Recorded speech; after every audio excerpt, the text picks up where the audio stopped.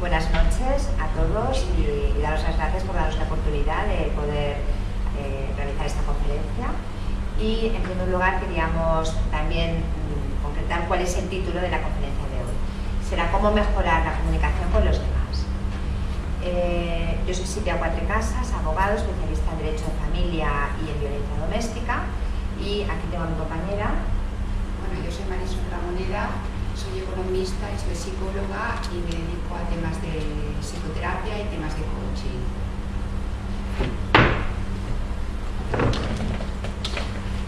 Los objetivos que queremos lograr con esta conferencia, en primer lugar, es poder transmitir los mecanismos de comunicación para mejorar nuestra relación con los demás.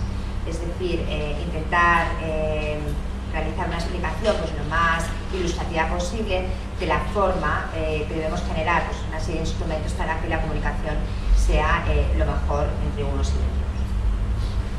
En segundo lugar, también conocer otros canales alternativos cuando no es posible una comunicación directa. Serán canales que los explicaremos, como la mediación, la terapia familiar, que son vías indirectas, pero que también son recursos y mecanismos que favorecen la comunicación entre las personas.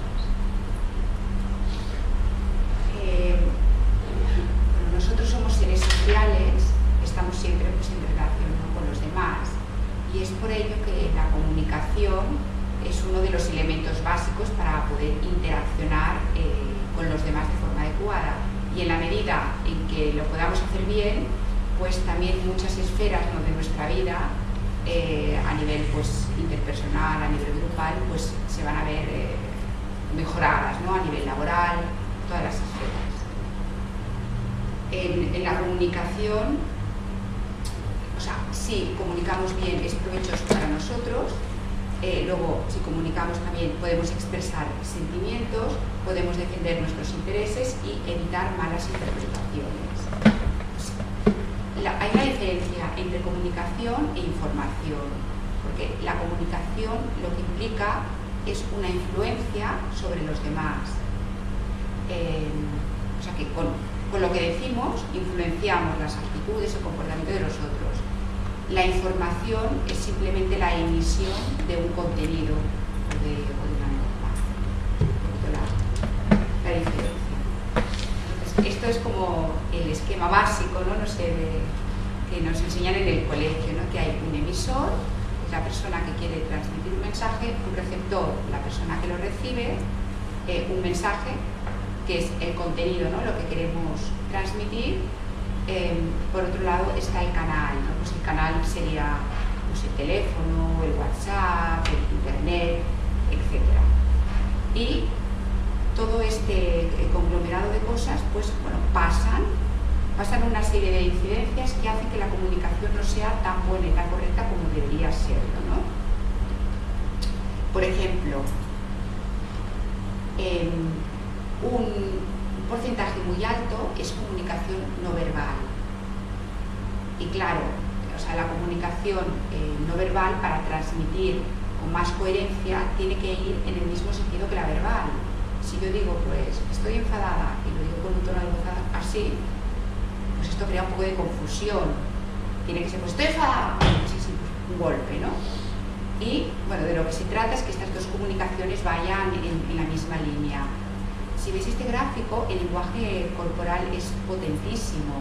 El hecho de estar como estáis así indica una cosa, ¿no?, además de estar atentos. Estar atentos. Hay otras maneras, a lo mejor, de estar con los pies en la mesa o de estar haciendo ese ruidito, que indicarían que la persona no está atenta. Y como esto en todos los campos. La voz también tiene un porcentaje muy alto, que es la entonación, las pausas que se hacen, etc. Vale. Los fallos en la comunicación, si os acordáis del esquema anterior,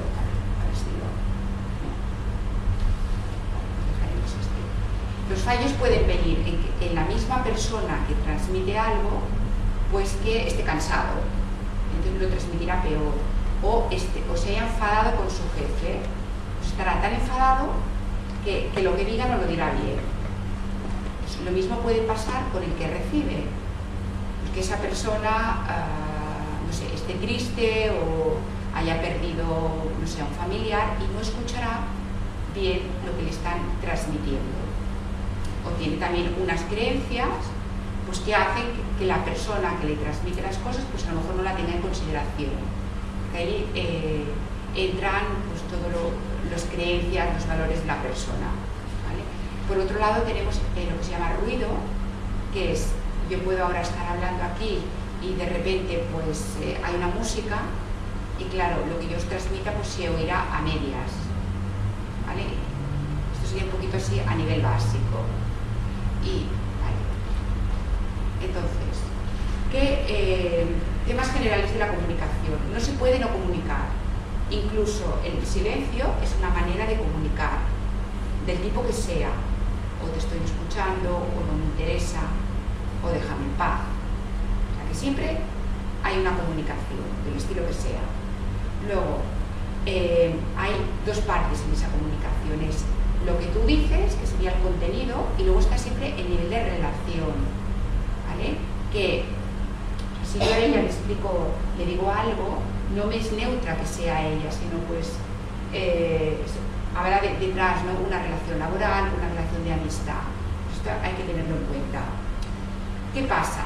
Que en las relaciones que no son sanas, del tipo que sea, ¿no?, pues entre parejas, entre jefe y subordinado, no se hace caso al mensaje, al contenido. ¿Por qué? Porque esas emociones que tenemos están tan a flor de piel que prestamos más atención a eso o incluso a nosotros mismos y hace que la comunicación no llegue bien a la otra persona. Una vez dicho esto, aquí también hay una serie de axiomas o de temas importantes para reflexionar, ¿no? Lo verdadero no es lo que dice quien lo emite, sino lo que entiende la persona que lo recibe. ¿Vale? Por tanto, el que dice algo se tiene que asegurar que eso ha llegado bien. Pues tiene que hacer una serie de preguntas del estilo que sea para asegurar. O sea, por ejemplo, ¿es cierto? ¿Te va bien que entonces que mañana vayamos al cine a las 7 de la tarde? Tú puedes haber entendido a las 8 o puedes haber entendido que sea el domingo. Entonces, la responsabilidad es de quien lo dice, ¿no? Una serie de preguntas o a nivel también de gestos, ¿no? De asentir, de decir que no. Porque además cada persona, como he dicho hace un minuto, oye y ve selectivamente, ¿no? Si nosotros coincidimos, si, por ejemplo, a mí, pues yo me siento cómoda con ella porque es más o menos mi forma de ser, mi estilo, pues a lo mejor a esto de ir al cine yo prestaré atención, pero si a lo mejor es una persona que me es más indiferente, pues no le haré ni caso, ¿no? Yo haré un poquito, captaré selectivamente el mensaje. Diré, bueno, sí, ya nos veremos el domingo y no pondré más atención. Vale, esto es un poquito así lo importante. Entonces, ¿qué habilidades necesarias hay que fomentar? O sea, ¿cómo podemos mejorar? Una vez ya tenemos ese marco conceptual que he explicado, pues serían varias de estas, que no las voy a explicar en profundidad porque aquí estaríamos días, ¿no? La escucha activa, ahora os digo lo que sé, la gestión de las ambigüedades, la asertividad, la empatía y la habilidad para reformular. Todas estas habilidades pues, son también habilidades sociales, ¿no? Bueno, hay personas pues, que les cuesta más, ¿no?, entablar conversación con los demás, por el tema que sea, porque a lo mejor tienen menos empatía, porque no saben escuchar. Entonces todo esto se puede trabajar, ¿no?, para mejorarlo. La escucha activa, ¿qué es? Pues es escuchar sin prejuzgar, es escuchar como activamente, sin prestar atención ni a nosotros ni a los demás, en el sentido de muchas veces cuando escuchamos y estamos pensando en qué vamos a contestar, ¿no? O los dos contestamos a la vez, decimos cosas, o queremos que el otro se dé cuenta que nosotros también estábamos enterados de esa información, sobresalir por encima de él. Entonces no estamos 100%. La escucha activa es pues como esta foto, ¿no?, estar con lo que esa persona nos está explicando. Eso ocurre pues porque muchas veces no nos enseñan a escuchar, nos enseñan mucho más a hablar, y porque si hablamos más, a lo mejor nos sentimos superiores, y porque escuchar también requiere una concentración, ¿sí? Y una preocupación por el otro. Entonces, uno de los requisitos y de los temas importantes es esta escucha activa. Gestión de las ambigüedades. También estos temas han ido saliendo, lo hablaré un poquito pues, por encima. Si lo que queremos es compararnos, no quedará espacio para la escucha, a ver quién es más rápido, quién es más inteligente, quién sabe más de política, de fútbol, ¿vale? Nosotros a veces también tendemos a querer adivinar, ¿no? O nos cuesta confiar en lo que los demás nos dicen, entonces ya no vamos a creer ese mensaje. Si tú ya vas, pues, que no confías en la amistad o en los demás, pues si te dicen que mañana, si quieres ir al cine, tú ya no te lo vas a creer, porque no confías en que los demás te avisen a ti, por lo que sea, ¿no? Porque has tenido malas experiencias. Luego, el juzgar. Muchas veces juzgamos también antes de que nos acaben todo el mensaje. O te están ofreciendo un puesto de trabajo y tú ya estás pensando, pues bueno, total, ¿qué más me da escucharlo? No sé, nunca me van a coger aquí, o no me interesa. Y no dejas que te acaben de explicar todo. Y como he comentado antes, nos filtramos muchas veces por lo que nos interesa, ¿no? Si, no sé, imaginemos pues que somos vegetarianos y nos están hablando de un menú de otro tipo, pues ya nosotros nos ponemos aquí unos tapones y ya no escuchamos el resto de la conversación. Pues bueno, todo esto hay que saberlo gestionar. Por otro lado, la asertividad. ¿Sabéis lo que es asertividad? Asertividad. Vale, pues esto es, pienso, uno de las claves o de los aspectos más importantes que os podéis llevar a esta conferencia. Es la habilidad para defender vuestros derechos sin que los demás un poco invadan. Os voy a poner un ejemplo que siempre pongo y se entiende muy bien. Vais a un restaurante y os traen un plato de sopa, pedís el menú, un plato de sopa, muy bien. Y dentro de ese platito hay un mosquito. Entonces, ¿qué hacéis? ¿No? Entonces tenemos tres tipos de personalidad, de cosas. Y luego todo esto veréis que es extrapolable a todos los ámbitos de la vida. Pues la persona pasiva, pues o se come el mosquito o lo deja al lado, no dice nada, como si no hubiera habido nada. Puede ser un mosquito, puede ser cualquier cosa más gorda, ¿eh? Vale. Lo que hace es, su comportamiento sería un poco disfuncional porque él no está defendiendo sus derechos. Luego tenemos la persona asertiva. La persona asertiva defiende sus derechos, pero lo hace también de forma que defiende los derechos de los demás. Es decir, a mí se me ocurre, ¿no? Pues llamaría al camarero, mire, perdone, es que me ha traído la sopa, había este mosquito.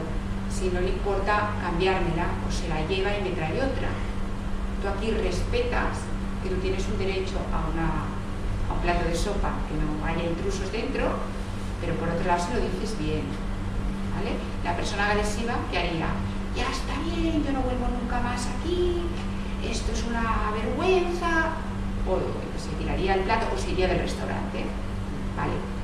Esto es muy importante, como he dicho, en todos los ámbitos, porque con los jefes, por ejemplo, ¿qué te dicen? Viernes o jueves a las 6:30 de la tarde, bueno, hay que venir a la conferencia. Tanto tenéis que salir de trabajar con tiempo y os dicen, pues tenéis que hacer este trabajo y lo queremos ya, lo quiero ya. Claro, la persona pasiva no diría nada, se quedaría allí trabajando 2 horas más. La persona agresiva pues le diría cualquier cosa al jefe, pues yo estoy harta ya de que siempre me digas que yo tengo que hacer las cosas, pues díselo al otro compañero. Y la persona asertiva pues defendería sus derechos. Mira, yo esta vez voy a hacer un esfuerzo, pero que sepas que yo a las 7:30 me tengo que ir porque tengo un tema personal que me interesa mucho. a nivel de pareja, pues esto también estaría. A ver, vacaciones de Navidad. Tenemos que ir a casa de mis padres. Tenemos, ¿no? Como obligando. Bueno, la persona pasiva no diría nada. Bueno, vale, pues vamos como cada año, da igual, para mí es un rollo, pero voy. La persona agresiva, oye, pues lárgate tú, yo me quedo en casa, ¿no? Y la persona a lo mejor asertiva tendría una negociación. Mira, oye, ¿qué te parece si como tenemos 5 días, pues 2 días nos quedamos en casa, estamos con nuestros hijos y los otros 2 días, pues vamos un día a casa de tus padres y otro día a casa de mis padres? ¿Vale? Negocia, defiende lo que quiere, ¿vale? Y así pues todos los otros ámbitos. Otro tema importante, la empatía. Para que haya mejor comunicación habrá si hay empatía. Empatía quiere decir, como está esta foto de aquí, ¿no? Ponerse en el zapato de los otros, que es ponerse en el lugar de los otros, ¿vale? Imaginemos pues, que nos hemos separado, ¿no? Y que tenemos hijos. Pues encontramos una pareja pues, que no tiene hijos. Hay gente muy empática y que enseguida se ponen en el lugar, ¿no? Pues a ver, los niños, según qué edades, pues tienen una serie de necesidades, tienen que salir de casa, tienen que ir al parque, porque si no, están muy activos y, bueno, y es difícil, ¿no? O entiende, pues que la madre o el padre es el otro y él no, entonces se mantiene en otra posición. O sea, entiende las necesidades de sus niños, entiende las necesidades también pues, de esa madre o de ese padre. Entonces, una persona que tiene cero empatía no va a entender nada y va a tener muchos más problemas. También la empatía a todos los niveles. Un político que no sea empático es que no va a llegar a los oyentes. Yo colaboro, por ejemplo, como un ejemplo, en temas pues, de reproducción asistida. Y antes había otra psicóloga, pero no era madre. Pues, le costaba mucho más ponerse en el lado de esas personas que venían, que querían tener hijos, ¿vale? Porque no, claro, aún no era, pues era una chica muy joven y aún quizás no se le había despertado esa necesidad de ser madre. Entonces, para una buena comunicación, cuanto más empatía tengamos, muchísimo mejor. Y todo esto añadido a lo que he dicho antes, ¿no? Cuando más seas similar a tus interlocutores, pues mucho mejor. Y ahora ya pues paso a mi compañera. Me voy a centrar en 3 aspectos, que sería, en primer lugar, la comunicación entre padres e hijos, luego la comunicación entre los progenitores, o sea, entre los padres, luego la comunicación intrafamiliar, es decir, entre los diferentes miembros que componen la familia, y luego también explicar un poco alternativas de otros tipos de comunicación que no son tan directas, pero que sí que son recursos que nos pueden servir mucho en situaciones de conflicto. En primer lugar, la comunicación entre padres e hijos voy a dividirlo en 2 aspectos. En primer lugar, hablaré de las situaciones de ruptura o las situaciones de divorcio en las cuales se crea una problemática legal o una problemática pues, importante en ese tipo de comunicación. Es esencial y fundamental en un procedimiento de divorcio o en un procedimiento de separación o de ruptura que esa comunicación entre padres e hijos se fomente al máximo. Si en este proceso de separación y ruptura es un proceso de mutuo acuerdo en el cual pues, hay una fluidez de comunicación, pues es más fácil encontrar unas normas o encontrar unas directrices para fijar entre un progenitor y otro para comunicarse con los hijos. Pero cuando realmente se crean los problemas es cuando vamos a un procedimiento contencioso, es decir, un procedimiento que no hay mutuo acuerdo. En ese tipo de procedimientos es importante, sobre todo, solicitar en un juzgado o intentar que se refleje en la sentencia que luego se va a resolver, que tanto un padre como el otro va a poder tener comunicación en unas franjas horarias determinadas con sus hijos. Es decir, que en ningún caso en un procedimiento de ruptura se rompa esos lazos de comunicación, esos lazos de empatía entre un progenitor y otro en relación con sus hijos. Por tanto, tenemos que tener muy en cuenta en un proceso de ruptura que los padres pueden tener sus discrepancias o pueden tener sus divergencias personales, pero que los hijos necesitan seguir comunicándose con un padre y con otro. Esto es un aspecto importante que muchas veces en estas situaciones de ruptura nos olvidamos o perdemos la perspectiva de los hijos y nos centramos mucho más en las problemáticas personales, en los rencores y los sentimientos pues, de rechazo hacia el otro. Y creo que es importante tener en cuenta esta perspectiva, este punto de vista, que el menor hay que protegerlo ante todo. En relación también a la comunicación entre padres e hijos, es muy importante, sobre todo, también como ha dicho Marisol, el tener en cuenta que la comunicación verbal y la comunicación no verbal, en este caso, sobre todo también la comunicación entre padres e hijos, también se sobrepone, se interacciona, y que es muy importante los mensajes que demos a nuestros hijos y la comunicación que tengamos con ellos, que vaya en correlación el tono de voz con el mensaje que queremos decir y con las ideas que queremos transmitir. La comunicación con los hijos también depende de la edad de los mismos. No es lo mismo la comunicación de un niño muy pequeño, entre 3 años, que un niño que tiene pues, de 3 a 12 o un niño adolescente.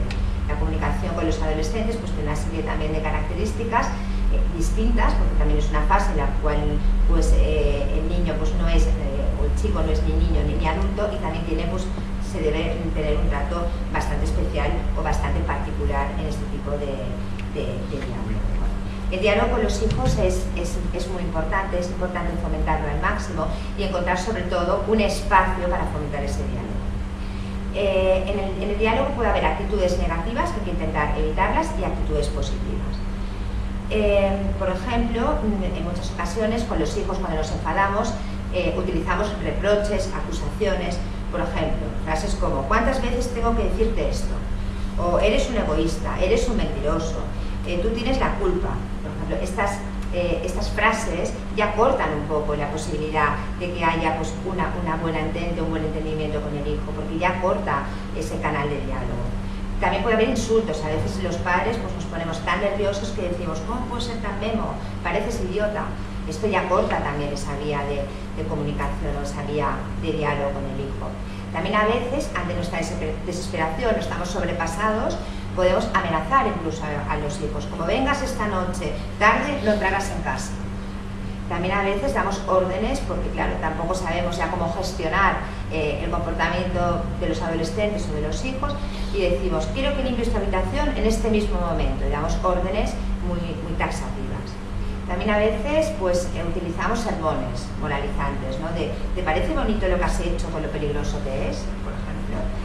A veces también actitudes victimistas, ¿no? ¿Qué quieres, que me ponga enferma? ¿Qué quieres, perjudicarme? O solo me das dolores de cabeza. Luego también comparaciones, también utilizamos a veces comparaciones como aprende de tu hermano que él sí que lo hace bien, o ¿por qué no te peinas como Susana? Ella sí que tiene gusto. Luego a veces también utilizamos sarcasmos, a veces con nuestros hijos, ¿no? Actitudes como ¿este es el mejor regalo que se te ocurre? ¿Cómo es que se te ha ocurrido regalarme eso tan feo? Por ejemplo.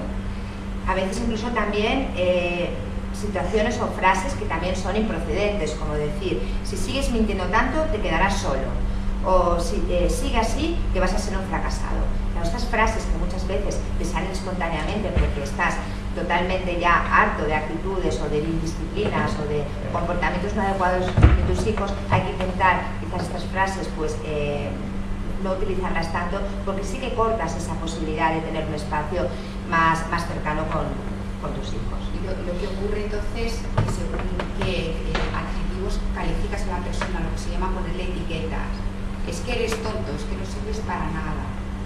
Entonces esa persona ya va con esa etiqueta, y entonces aparece lo que es la profecía autocumplidora, que luego alguien, yo que sé, que es patoso, tú eres un patoso, pues resulta que claro, al patoso se le cae el vaso, se le cae el agua y se va como retroalimentando.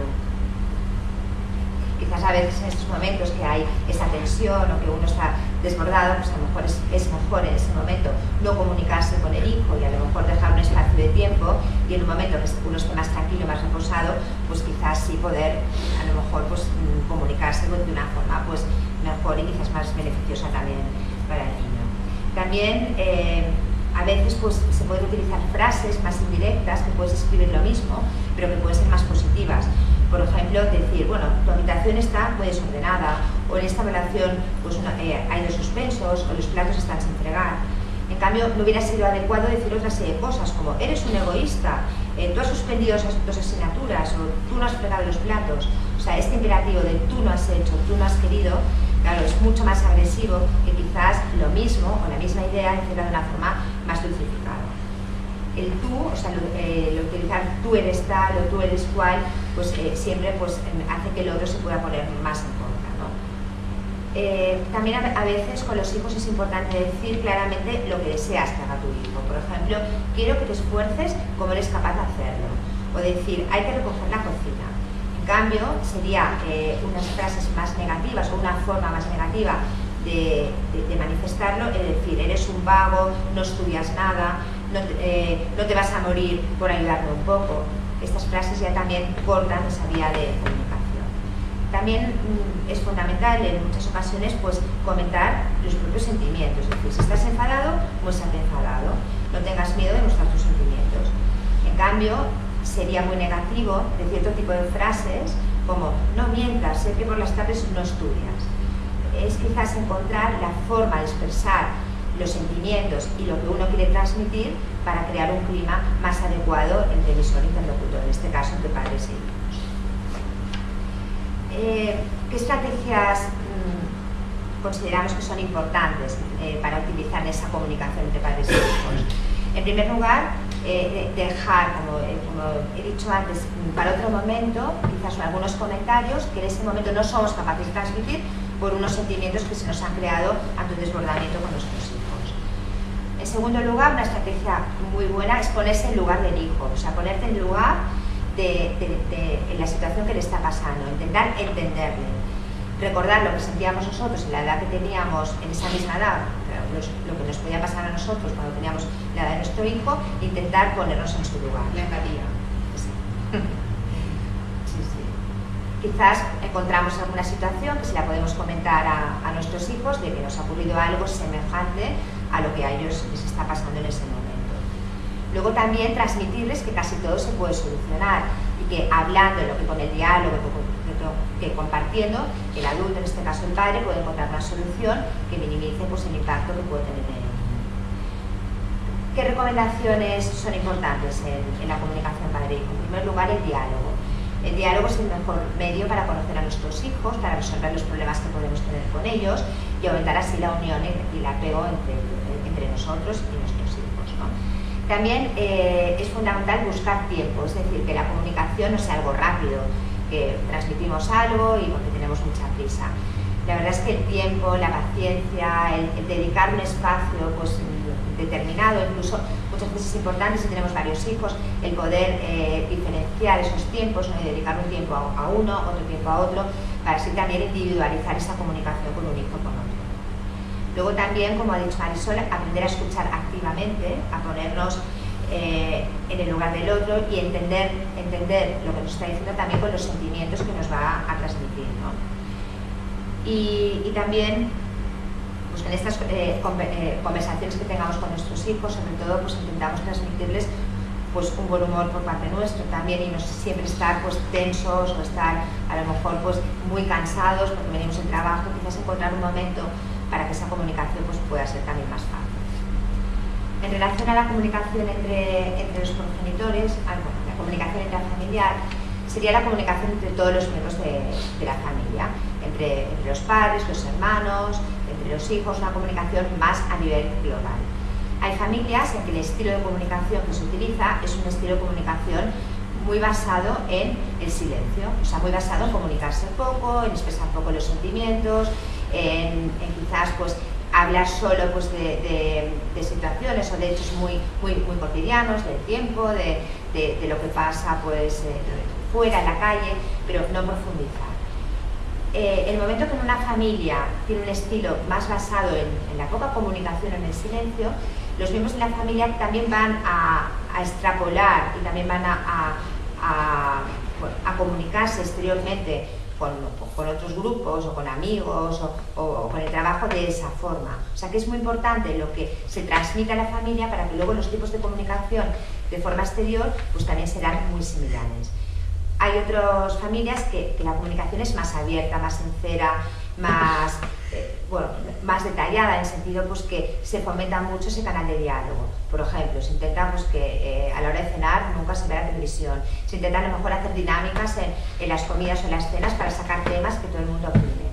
Ese tipo de comunicación también fomenta que luego los miembros de la familia pues, tengan más facilidad para comunicarse, pues, tanto pues, a nivel laboral, pues, a nivel de cualquier otro grupo pues, que tengan fuera de la unidad familiar.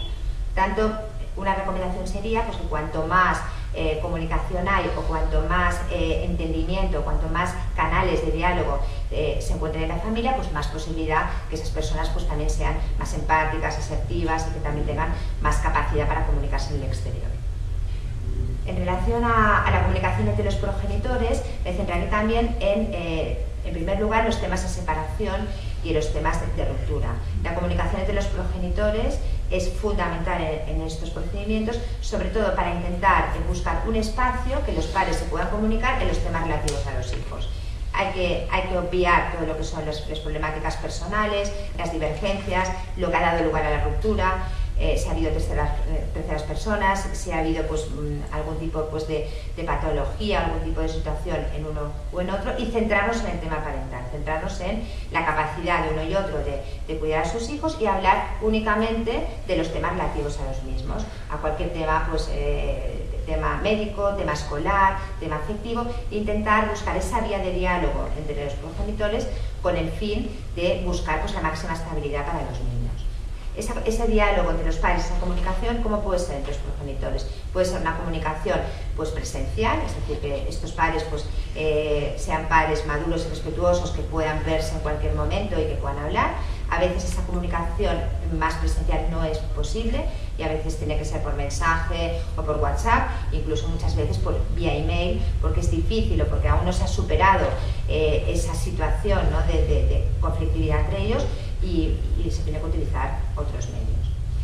En la comunicación entre los progenitores, entre los padres cuando no están separados, pues también es muy importante, como también he comentado antes, en relación a los hijos, pues buscar ese espacio de tiempo, intentar hacer cosas juntos, que se fomente ese espacio relacional para poder intentar pues, buscar un espacio común en el cual pues, encontrar unos temas en los cuales pues, también se puedan compartir. Muchas veces la vida diaria hace que la prisa, pues, los trabajos, el estrés, el tener que hacer tantas cosas, pues impida el tener esa posibilidad de comunicarnos de una forma pues, libre y de una forma pues, satisfactoria para todos. Las alternativas que tenemos a esa comunicación cuando no es posible pues, una comunicación fluida entre las partes, tanto entre padres e hijos como entre la unidad familiar, pues existen varias alternativas. En primer lugar tenemos la mediación. La mediación es un recurso que sirve para abrir el diálogo entre las partes. La mediación puede ser pues, entre los padres, también puede ser pues, entre hermanos, o puede ser a veces en temas de herencias, incluso muchos problemas, y se puede utilizar una mediación para intentar que se abra este diálogo, esta comunicación. Es un medio extrajudicial, es decir, es para restablecer la comunicación entre las partes que se ofrecen, o bueno, que son objeto de esta mediación. ¿Cómo se realiza la mediación? Se realiza con un mediador. ¿Quién es el mediador? El mediador es una persona imparcial, neutra, que busca el equilibrio entre las partes. El mediador puede ser un profesional, generalmente es un abogado, o puede ser un psicólogo, o bueno, alguna ocasión también un psiquiatra. ¿Cuál es la finalidad de la mediación? La finalidad es llegar a acuerdos para reorganizar la resolución de conflictos y para intentar mejorar la relación entre las partes que están realizando esta mediación. La mediación lo que se intenta es facilitar la comunicación, buscar vías, medios, recursos, estrategias para que esa comunicación, que era difícil y casi imposible, se pueda facilitar y se pueda llevar a cabo. Dentro de la mediación hay un proceso. En primer lugar, generalmente hay una primera sesión informativa que el mediador lo que intenta es dar unas pautas y un poco explicar en qué va a consistir la mediación y un poco las normas para llevarla a cabo. En la mediación se intenta resolver el conflicto y se intenta sobre todo hablar de los temas pues, que han sido objeto de la mediación. ¿Qué quiere decir? O sea, en primer lugar se expone pues, de qué se va a tratar. Si por ejemplo es un tema de familia o un tema de separación, pues en esta situación se hablarán pues, de las relaciones entre padres e hijos, relaciones parentales, se hablará a lo mejor del tema económico, se puede hablar del tema patrimonial. Sería un poco central cuál es el objeto de la mediación y cuáles son los temas que se van a tratar. O incluso la mediación cada vez se está utilizando más a nivel laboral. Si tienes un conflicto pues, con el jefe, que te despiden o lo que sea, o pones una reclamación contra una empresa, pues están tendiendo a llevarlo todo por una vía alternativa mucho mejor, ¿no? para el resultado final de todos. La mediación es voluntaria, o sea, no se puede obligar a nadie a hacer una mediación. Es algo, es un recurso pues, que uno pudiera mediación y en cualquier momento pues, decidir que no quieres continuar con la misma. Es confidencial también la mediación. Lo que se habla con el mediador pues, no sale de ahí, no se transmite fuera. Hay dos fases en la mediación. Sería la premediación, que es cuando el mediador procura proveerse de toda la información para tener cuanto más recursos o cuanto más medios para conocer un poco la problemática existente entre las partes. Y luego estaría la mediación, que sería cuando ya se están tratando esos problemas y se intentan buscar soluciones a los mismos. La mediación puede ser total o puede ser parcial. Es decir, si hay un problema concreto, en la mediación se puede intentar llegar a una solución final en todo ese problema. O a lo mejor puede ser una mediación parcial. Es decir, pues no se llega a un acuerdo global en todos los problemas que existen entre las partes, pero sí en una parte de los mismos. La mediación puede ser, en algunas ocasiones, para llegar a alguna conclusión, es decir, para llegar a unos acuerdos. Pero en otras ocasiones la mediación fomenta una vía de diálogo mejor y también es un buen recurso para decir, bueno, no hemos llegado a ningún acuerdo concreto, pero sí que ha servido para conocernos un poco mejor, para saber cómo piensa uno, cómo piensa el otro y entonces encontrar una vía de diálogo, de comunicarnos entre nosotros de forma más fluida, de comunicarnos de una forma mejor. Entonces ya al menos ha sido un objetivo de la mediación que se ha podido llegar a conseguir. Incluso ahora en los colegios, desde ya muy pequeñitos, nombran a un mediador, que es un alumno y un profesor y alguien experto, y pues crean como pequeñas comisiones y están ya aprendiendo estas guías. Exacto, que incluso es interlocutor válido, que también lo utilizan a veces en los colegios, ¿no? De una persona pues, que puede ser un poco la que medie, en cierta forma, entre uno y otro y que pueda ser el que facilite más esa comunicación. Luego está la terapia familiar, que sería una disciplina terapéutica que aborda la intervención en la familia en general, ¿no? Y también es para solucionar una serie de conflictos y para intentar también fomentar el entendimiento entre los miembros de la familia. Hay dos tipos, hay dos clases de terapia familiar. Una que sería la psicoterapia, que se realiza por psicólogos y psiquiatras, y otra una terapia más psicoeducativa, que se basaría más en cambios conductuales a través de la educación, en valores y también en fomentar las habilidades relacionales. ¿Cuáles son los objetivos de la terapia familiar? En primer lugar, el mejorar el funcionamiento de la familia, el mejorar el funcionamiento de las relaciones entre los miembros de la familia. En primer lugar, sería muy importante aumentar, uno de los objetivos es aumentar la comprensión mutua, es aumentar un poco la forma de comprenderse, recursos para comprenderse uno a otro y comprender pues, las diferentes formas de interpretar la realidad que tienen los diferentes miembros de la familia. Luego la terapia también da un soporte emocional, da también una posibilidad pues, de tener una serie de recursos también para poder soportar según qué conflictos también hay en la familia. Y luego también la terapia da pues, un desarrollo de las estrategias que debemos utilizar para resolver los problemas que se van creando en la familia. La metodología que se utiliza con los terapeutas tendría como tres fases. En primer lugar, se traza un poco la estructura familiar. Luego, en segundo lugar, se registra también la información sobre los miembros de la familia y en tercer lugar sería un poco describir las relaciones familiares y ver cómo se van a solucionar los conflictos que se han creado entre esas relaciones familiares. La terapia se centra, como hemos dicho, principalmente en intentar el terapeuta realizar preguntas a los miembros de la familia para que con esas preguntas surjan también los problemas y las dificultades y esas dificultades se le pueda ir dando resolución. Habría tres fases muy claras en la terapia: la resolución, la extensión y la intimidad. La resolución es establecer unos límites para empezar con esa terapia. La extensión sería el desarrollo de toda la terapia, de cómo se van fomentando los vínculos entre las partes, Y la actividad sería el desarrollo ya del entendimiento y la búsqueda de resoluciones y la búsqueda de soluciones, y en el momento que se han buscado, que se han encontrado esas soluciones, ya decidir acabar con la terapia.